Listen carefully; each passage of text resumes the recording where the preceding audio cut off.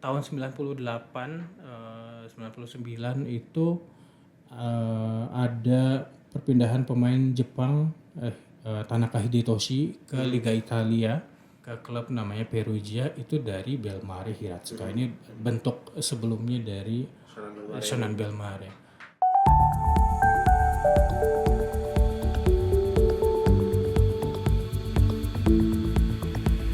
Jadi saya sebagai yang suka begadang-begadang nonton bola tahun 90-an itu jadi udah familiar nih sama namanya, termasuk juga dengan warna-warnanya, terus sehingga menjadi semakin tertarik loh. Tahun 2020-an masuk nih, warnanya saya familiar. Nah, jadi tahun 2023 sebenarnya dimulai dari 2020 ya. 2020 Januari itu Shonan Belmare Indonesia buka langsung pandemi. Lalu 2023 mulai lagi dengan kerjasama dengan ASIOP. ASIOP itu akademi sepak bola yang prominent di Indonesia ya, membuka namanya Shonan Belmare Indonesia. Nah, ini adalah gambar-gambar peresmiannya. Terus ini adalah dokumen yang saya dapatkan dari Shonan Belmare Indonesia ya. Jadi disebutkan bahwa aktivitasnya tuh terutama ada dua. Pertama soccer school. Ini bahasa Indonesia sekolah sepak bola ya. Nah, yang menariknya adalah Shonan Belmare Indonesia ini punya dua sesi. Pertama, sesi yang khusus untuk anak-anak Jepang di Indonesia. Anak-anak orang Jepang yang di Indonesia. Yang di Indonesia. Gitu. Jadi instruksi-instruksinya dalam bahasa Jepang. Saya nggak tahu sih apakah kewarganegaraan itu wajib atau apakah asal bisa bahasa Jepang bisa masuk. Tapi saya pernah lihat latihannya ya, anak-anak Jepang ya menikmati sepak bola situ. Satunya lagi adalah yang disebut sebagai sesi untuk lokal. Nah, ini tuh lokal memberikan kesempatan interaksi antara anak-anak Indonesia dengan anak-anak Jepang. Main sepak bola nih. Oh, jadi campur ya? Betul. Seperti terlihat di gambar ini, kita bisa ada pelatih, kepala pelatihnya tuh yang sebelah kiri ya. Dan ada pelatih orang Indonesianya, dan kita bisa lihat di sini ada interaksi antara anak-anak. Dari sini saya mulai berpikir, ini tuh kalau disebut sebagai bentuk soft power gitu misalnya. Maksudnya kalau bukan dari sudut pandang si pemangku kepentingannya ya, dari sudut pandang anak-anaknya ini loh, anak-anaknya, orang tuanya yang nganterin, yang mencarikan kegiatan untuk mengisi waktu anak-anaknya, atau ada juga yang katanya memang mencarikan kesempatan interaksi. Misalnya orang tua Jepang pingin ngasih kesempatan interaksi kepada anak-anaknya dengan Indonesia gitu. Apakah ini bisa dipandang secara simplistik sebagai bentuk soft power tuh kok saya agak ragu menyebutnya demikian. Kemudian contoh satunya lagi di gambar berikutnya, Mas, Shonan Belmare Indonesia juga secara rutin menyelenggarakan apa yang disebut Sports Festival Indonesia. Ini bukan hanya tentang sepak bola, tapi bagaimana anak-anak bisa menikmati olahraga. Jadi seperti terlihat di gambar ini gambarnya tarik tambang ya. Jadi klub sepak bola menyelenggarakan kegiatan tarik tambang yang diikuti anak-anak dari Indonesia maupun Jepang. Banyak yang bisa dilihat dari foto ini saya rasa. Pertama kalau dilihat semuanya pakai seragam. Seragam ada sponsornya. Oke, kita nggak bisa menampik ya. Berarti ada sisi bisnis di situ. Oke. Lalu kemudian saya rasa pada beberapa kesempatan aktor-aktor diplomatik misalnya kedubes itu juga membuka kegiatan ini. Oke, kita jadi bisa lihat oh ya mungkin ada sisi itunya juga.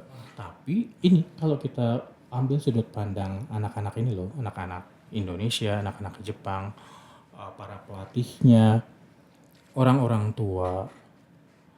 Apakah kita bisa lagi-lagi ya mereduksi ini sekadar sebagai sebuah bentuk soft power? Itu sesuatu yang saya pingin kita bersama-sama memikirkan ulang untuk tidak mereduksi hubungan Indonesia-Jepang. Kalau ini dianggap sebagai salah satu bentuk mutakhir ya dari hubungan kultural kedua negara ya. Kok kayaknya hubungan Jepang-Indonesia, Indonesia-Jepang perlu dilihat lebih dari sekedar sisi diplomasi, sisi bisnis, ada banyak lagi dari situ.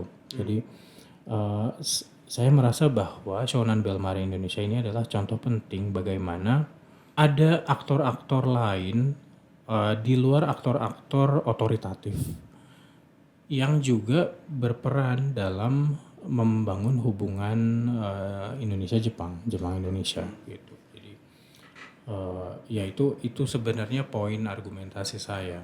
Jadi bisa dibilang bahwa kalau begitu, kalau ini saya mencoba untuk menebak maksud Mas Iwan di sini, berarti dengan adanya orang tua dan anak-anak baik dari Indonesia maupun Jepang atau mungkin yang dari luar Indonesia Jepang yang ikut terlibat di sini, berarti ini tidak lagi sebuah produk soft power, tetapi kemudian berkembang menjadi sesuatu yang organik, hubungan yang organik antara Indonesia dan Jepang, begitu. People to people-nya menjadi hubungan yang organik.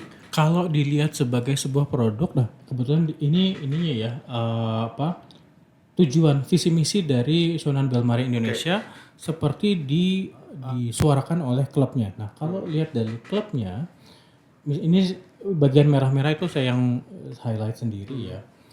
Kita bisa lihat refleksi-refleksi dari visi misi Asia Strategy yang tadi. Misalnya contributing to the development of soccer in Asia.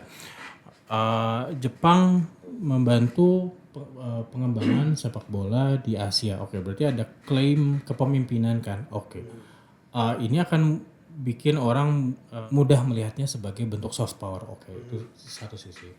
Kemudian di bagian kedua yang saya tandai juga, secure business revenue and become a representative club for the success of J-League business in Asia. Sisi bisnis juga ditekankan di situ. Jadi kalau ini dilihat sudut pandangnya dari pihak klub gitu misalnya, mungkin kita tidak bisa menghindari perspektif ini sebagai sebentuk soft power atau strategi bisnis. Tapi kalau perspektifnya dibalik, bukan dilihat dari si klub ini, tapi dari orang-orang yang terlibat di lapangan gitu misalnya. Saya rasa akan sulit melihat ini sebagai bentuk diplomasi, kalau diplomasi itu lagi-lagi ya diartikan sebagai usaha untuk mempengaruhi pihak lainnya. Nah, ini kan anak-anak kecil mau main bola aja. Nah, jadi saya lagi-lagi bukan menolak klaim soft power atau strategi bisnis, itu ada kalau kita lihat ini dari perspektif misalnya yang punya bisnis atau pihak-pihak otoritas, misalnya pemerintah atau si klubnya sendiri itu misalnya. Tapi kalau kita lihat dari pihak-pihak yang ada di bawah, kayaknya kita akan berpikir ulang deh. Nah, ini kayaknya slide terakhir saya ya, yang menggambarkan apa yang ingin saya sampaikan sebenarnya. Jadi pada intinya sih saya pengen juga melihat hubungan Jepang dan Indonesia dari sudut pandang yang lain, yang bukan pihak-pihak otoritatif. Karena berfokus kepada pihak-pihak otoritatif itu akan mungkin akan mengarahkan kita berpikir bahwa ini tuh tujuannya kepentingan nasional atau misalnya kepentingan bisnis kalau berbicara tentang bisnis. Kalau yang dilihat adalah orang-orang di bawah, kita jadi bertanya-tanya ini memang diplomasi, ini bukan pertemanan aja kah gitu. Jadi pada intinya sih saya ingin berargumentasi bahwa Shonan Bellmare Indonesia itu adalah salah satu contoh yang mutakhir, yang menunjukkan bahwa hubungan Jepang dan Indonesia itu pertama melibatkan banyak pihak dan tidak dapat sekedar dipandang dari perspektif kepentingan nasional. Jadi apakah Shonan Bellmare Indonesia itu adalah sebuah bentuk soft power? Iya kalau dipandang dari sudut pandang tertentu. Tidak kalau dipandang dari sudut pandang grassroots. Saya rasa gitu. Jadi balik lagi ke sudut pandang tadi ya. Betul. Mas, ini mungkin pertanyaan selanjutnya ya, mungkin juga pertanyaan terakhir terkait dengan Shonan Bellmare Indonesia ini. End goal dari Shonan Bellmare Indonesia ini apa? Karena kan maksudnya mereka kan membuat sekolah sepak bola gitu kan, dan sekolah-sekolah bola ini mereka tujuannya memang mencetak anak-anak yang nantinya akan titik karir di sepak bola gitu kan. Itu kan rencana jangka panjangnya sebetulnya biasanya seperti itu. Nah, karena Senan Belmare ini memang satu tim yang ada di J-League dan mereka tidak ada tim di Indonesia, apakah nanti mereka ini akan masuk ke dalam Liga Indonesia juga?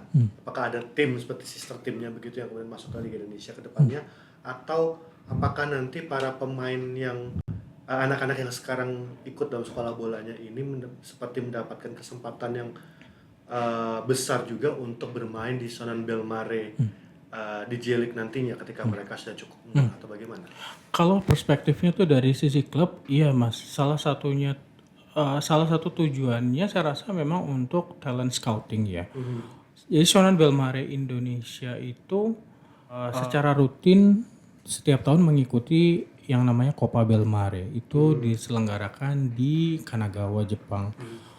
Sebuah turnamen yang diselenggarakan oleh Shonan Belmare, mengundang sekolah-sekolah sepak bolanya Shonan Belmare di dalam negeri dan rekanan-rekanannya di luar. Nah, ini termasuk diundangin juga.